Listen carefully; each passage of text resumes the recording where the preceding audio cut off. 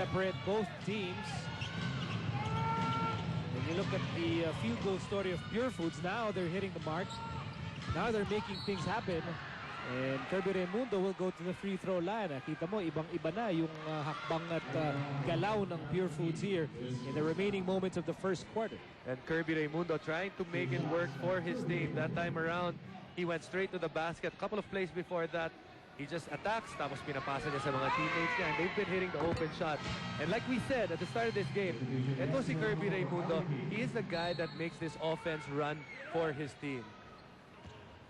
And you know, our hard-working game producer and resident walking encyclopedia, Fidel Mangonan, informed us that if there's one team that can get back from big deficits, it's Pure Foods. They've had the ability to get back from 29 points down.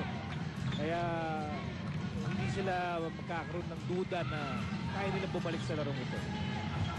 10 seconds to go in the opening quarter. Tawang pa rin ang talking text. And Yancy De Ocampo launches at the M3. Yancy De Ocampo started this game shooting from the outside and ending this quarter with another shot from the outside. Just big men that can shoot. Kadalasan problema yan para sa kabilang